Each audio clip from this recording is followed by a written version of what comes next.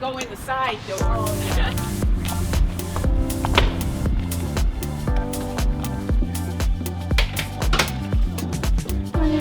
Oh, thank you so much. Yeah. So you're So we're located right here. Oh, great. Right off the elevator, actually. Yeah, so Stoughton Public Health, visiting nurses. Oh, okay. Well, thank you so much.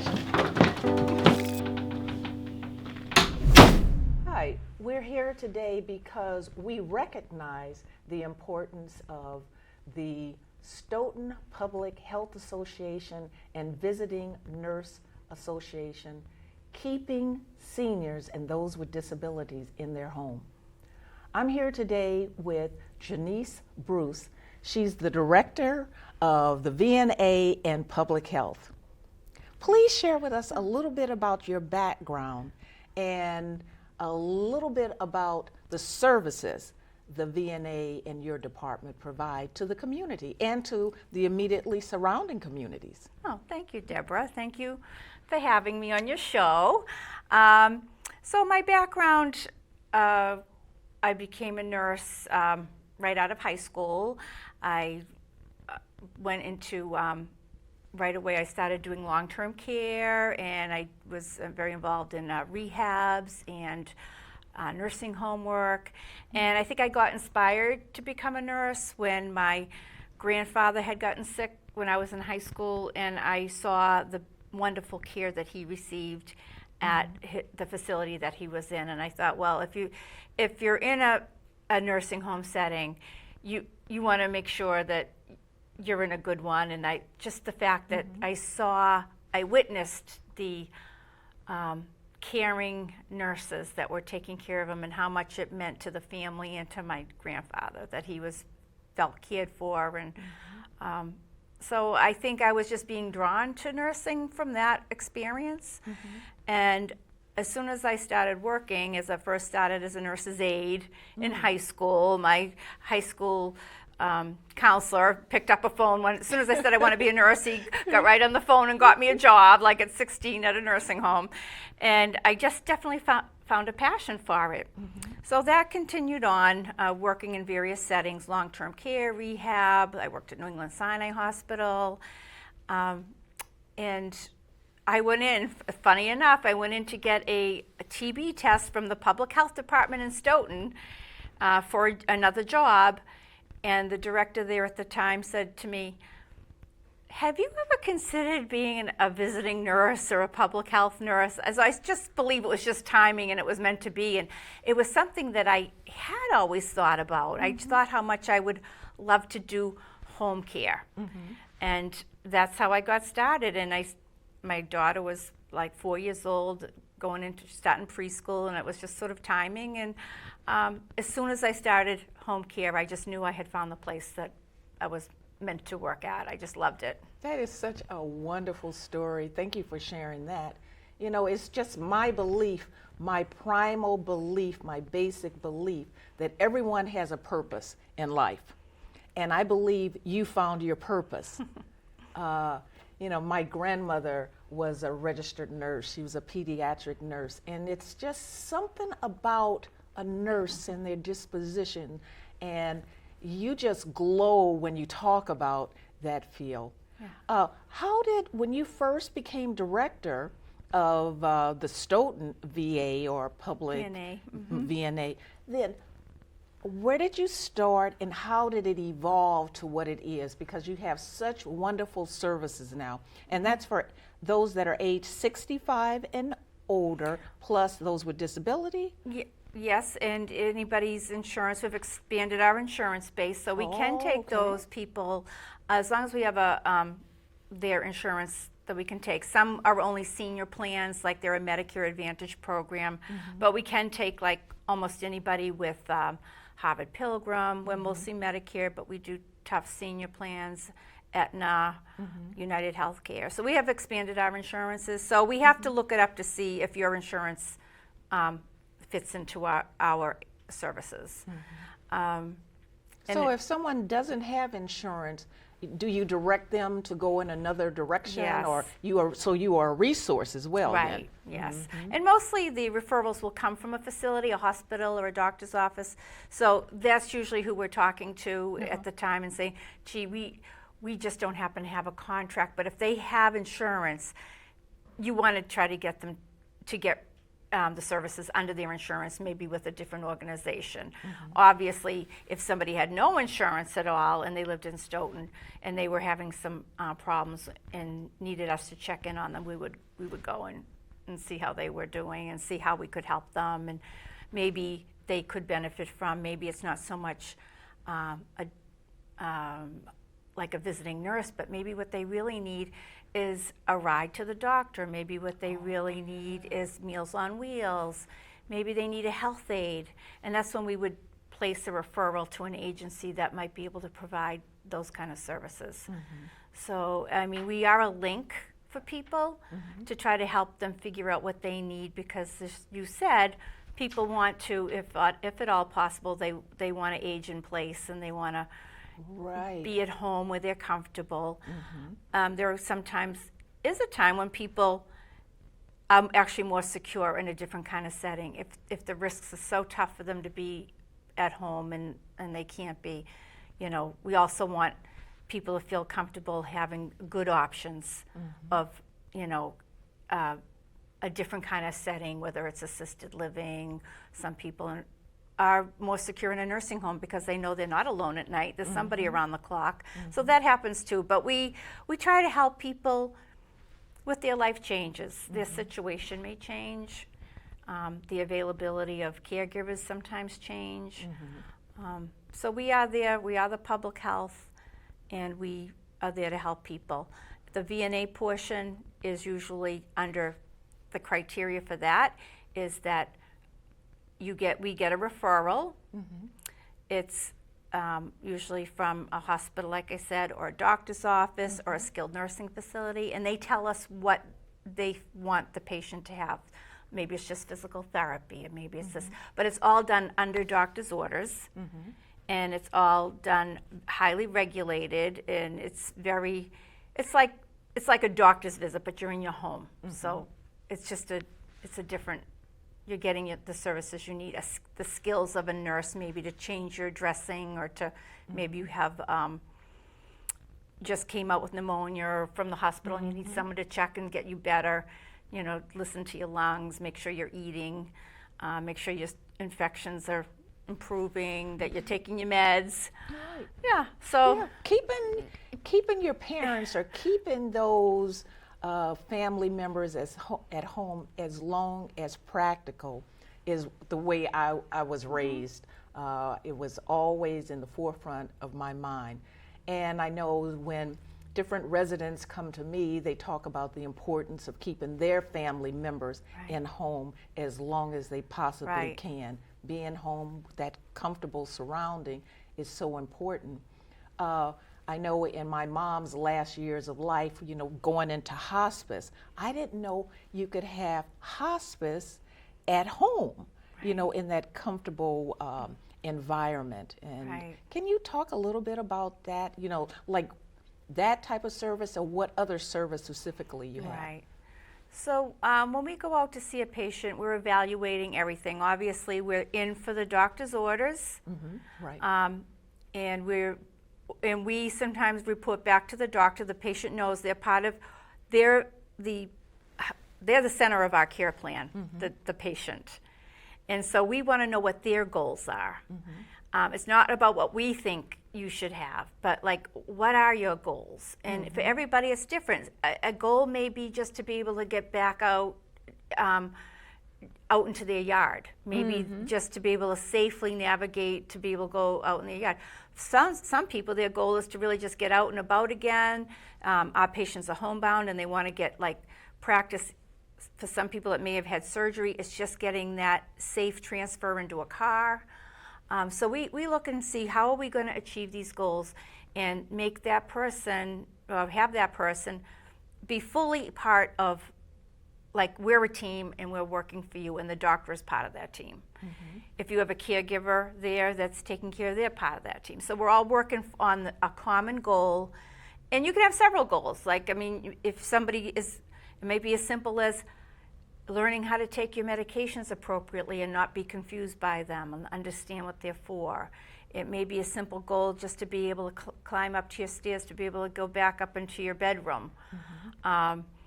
It might be goals like you're living with a chronic illness, but how can you live the best life with that chronic illness? Yes. Like some things like if you have like a respiratory illness or whatever, what are you going to do differently so that you can live a good life? Right. You Because know? that's what we're really talking Right. about. Live your best life. Right. So that's what we try to do. Yes. Like teach people how to pace and how to rearrange their house so that they're not putting extra exertion on themselves when they don't have to. And that's where an occupational therapist could come in and teach you how to do your activities of daily living so you're doing them safely and without exhausting yourself. So there's all kinds of things. So every person is so unique, and that's, I think, what I loved about home care, because not only are you meeting your patient that have their unique situation, but you're getting to know their families, you're getting to know their grandchildren, you're getting to know their dog. Like, so you feel like it's the whole environment. And sometimes you see things that you're like, this is important information for the doctor to know too. Like, this might be a hazard and this is impeding this person's ability to get better. And maybe you can make some different changes, like to just make somebody's life better. So that's what we do, and it's a very interesting part of nursing, and being community-based. I think our patients, knowing that we're from Stoughton, we're right there for them, we're right in town, we're right in town hall. I think they feel. Where are you exactly? Okay, Because people ask, like, well, I didn't know you were here. Yeah. So you're at town hall. So You we're- said that just a second ago. So our office is in the Stoughton Town Hall. We're on the second floor, right when you get off the elevator. However, because of the little, right now they're doing things over, we're moving downstairs for about 2 weeks. But But we're in the citizens can still find you. Yeah. Just go into town hall. Yeah, public health department, or we're public health. We're also a VNA. So even before doing home care, you've always had a public health department. Those are the people in any town that work with the Board of Health. I always say the Board of Health is taking care of the buildings and those things, and we're kind of taking care of the people. So I mean, if we get a report that somebody has a infectious disease type of thing that might need to be tracked, like COVID was like the ultimate example of a pandemic. Like, we were so busy, calling people and making sure that they knew how to stay isolated or quarantine, and called. You and your department, you have been involved in 2 pandemics, Well, right? our department, yes, our first nurse was hired in 1909. The first Stoughton nurse, Alice Murphy, came to us in 1909, and I laughed because she went through the first pandemic was 1918, I think was the first pandemic. So I'm like, oh, wow, things have gone around again about 100 years later. Right. About 100 years later, we have another pandemic, and I was reading up an article on her, and it was like an article that was saying to all the townspeople, support her. It was like a fund drive to support really? her. So back then, I don't know how she got paid. Right. But I'm like, it's still sort of the same way with the town government, like, oh, well, we're going to fund this, Because your budget is your enterprise budget, and it's about $500,000. And you just presented to the select board just recently, and you talked about your annual assessment and what you have incorporated into a mental health assessment. Can you talk to us a little bit more about that mental health assessment? Sure. Because that's hot off the press. It is hot off the press, yeah. You really paid attention. I did. Yes, I was talking about, like, every year or every few years, you can see the focus of healthcare is changing. Obviously, you know, we've always had the same health needs. All people have the same health. Whether they lived 100 years ago or we live now, we have the same health needs. But a big component now across all sectors is mental health. So this year, they released a new assessment form that we do for every new patient. And we always do a complete assessment of all different, how a patient can get out of a chair, how they're able to open their bottles of pills, how they, you know, just a physical assessment, blood pressure, pulse. But now there's a new assessment for cognition and mental health and depression. And I think it's just that we're seeing this be really a big public health issue. And for people that are depressed or anxious, it affects every part of their life. Or if they have just little forgetfulness, like we have to know when we go in there that maybe it's not just setting up their pill box, but it's making sure that there's somebody there to remind them to take their pills, or just how can people navigate if somebody's depressed? They probably are going to be lacking motivation, and if we see something different that's not, if we go in and assess them and we see mental health issue, like it's our job to talk to the doctor and say, you know, Mrs. So-and-so they're struggling with this. Were you aware that, you know, they're having this problem? And, you know, there's a lot of different strategies out there between, you know, medications or counseling or just different supportive services, or just what can we do to help? You know, sometimes it's temporary. Some people after they go in a hospital can feel depressed, or if they have a condition that flares up and it affects them doing the things they normally like to do. It's not abnormal to go home and feel a little down, you know. So we just try to identify those problems, see how it's affecting them, what we can do, and sometimes one of the biggest things, if a caregiver says, you know, my husband wasn't feeling agitated at all, and now he's got this sudden onset of agitation or sudden onset of being really sleepy, that's something that could be something that needs an immediate attention, because it could be an infection that's triggering it, or interaction with the medication. So we, you know, if we see that, we need to report that right away. How do you handle the situation with sometimes citizens of the town, they don't want, you know, their neighbor that grew up and became a nurse to be a caregiver or their visiting nurse, because they know them so well. They might prefer to have someone that they don't have that personal relationship. I'm sure we've talked about that. Oh yes, we have. How do you handle that and encourage them? Like, yeah, this might be a better situation, but how do you handle that? So first of all, our nurses and our clinicians are very professional. Whatever we're not allowed to discuss anybody's situation with any outsider or any person. So we if you've heard of HIPAA. Yes, we've heard of HIPAA. You know, so just like the doctor's office, but this is something we go over routinely.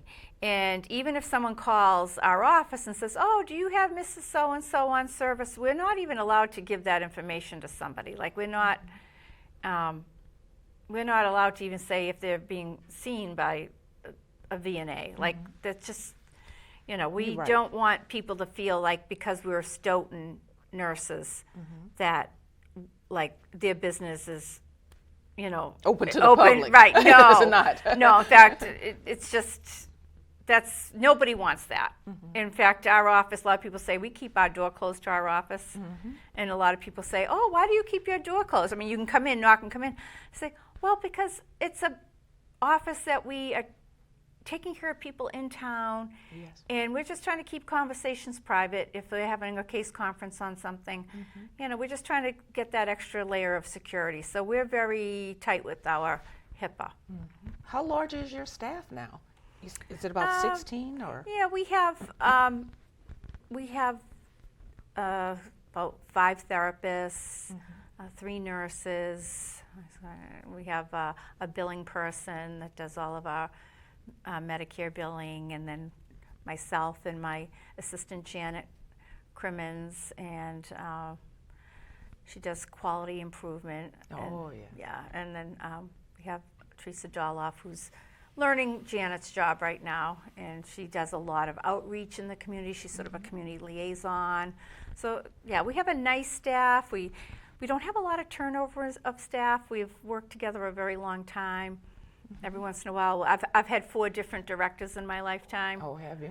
But you learn something from each one, and it's been going, great. Going back to something you said, you have communications and things and newsletters. How do you get the word out about things?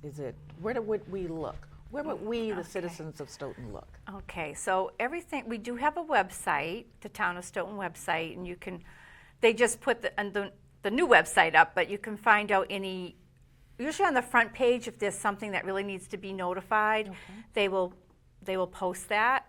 Like during COVID, we would post links to information or whatever. We have our VNA website within the town website. We send out newsletters to patients. We advertise over at the Council on Aging. We send out to facilities, we send out reminders of who we are. Next week, our office is meeting with some of the case managers at the local hospital, just to remind them who we are and what we do, and that we are unique in the fact that we are only one of 2 town-owned VNAs, so we are very unique. Very unique.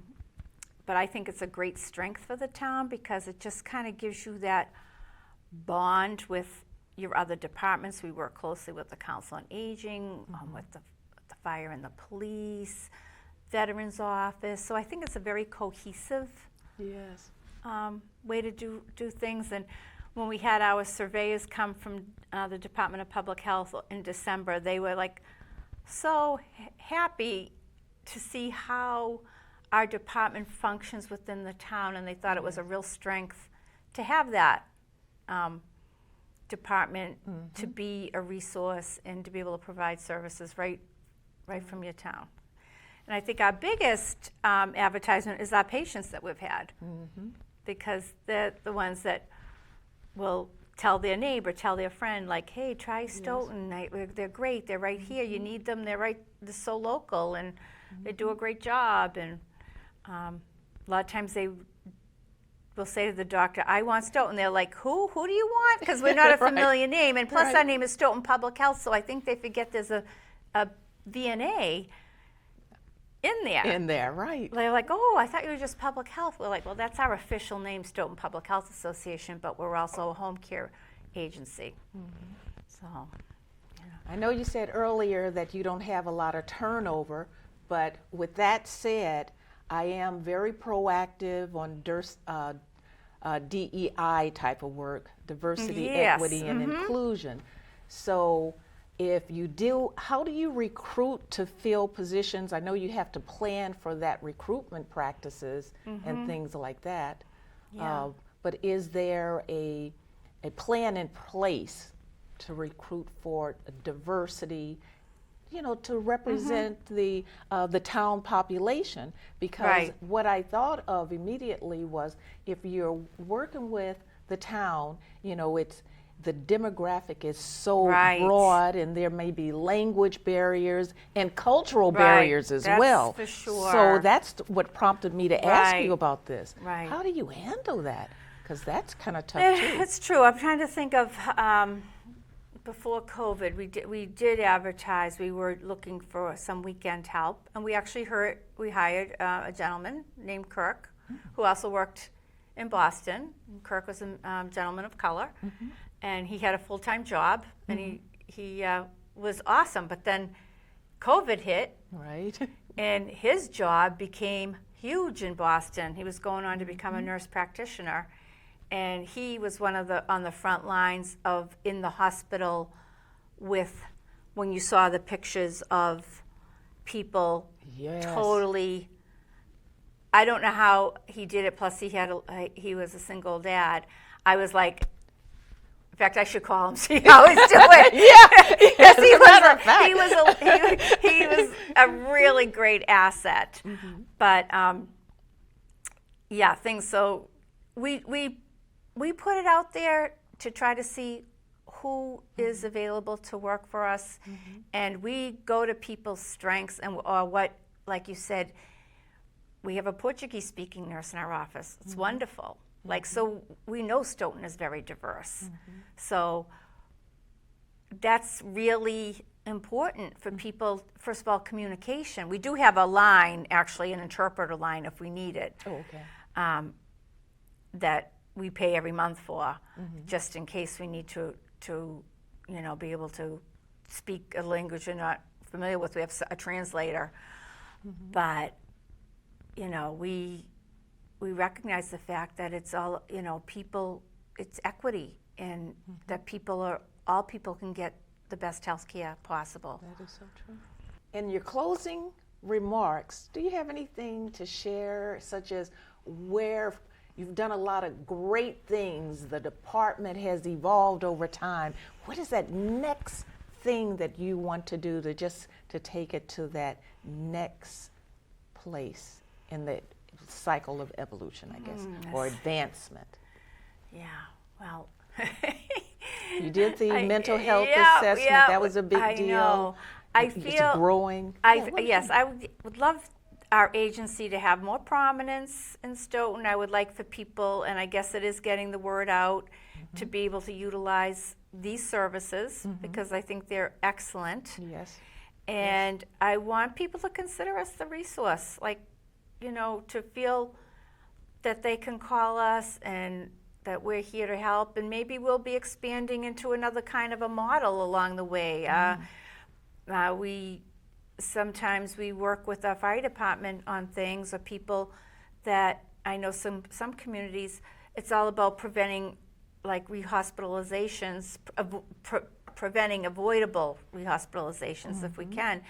And I know there's been talk about following up on some of the people that might be frequent flyers to the hospital. So that would be something like that we could work with, like the EMS on. Like they could ask them. Of course, you have to have permission. You don't ever just go to somebody's house. Right.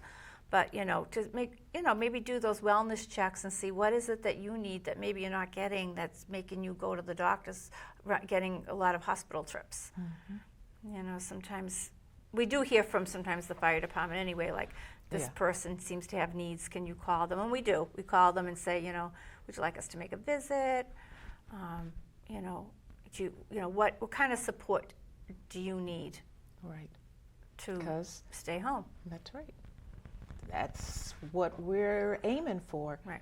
To keep the age 65 and older and those with disabilities in their home as long as practical. Right. Based on what they want and what can be done. Right.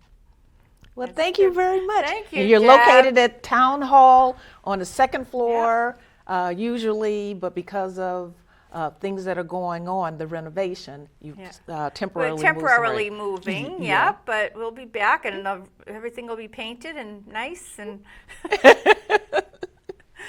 but anyway, it's been a pleasure. And thank you so very much. Please call us, and our number is, I'll just say it, it's 781-344-7011. That's wonderful. Direct line. Great. Thank you so very much. Thank you. Hope everyone has enjoyed it, and thank you for viewing.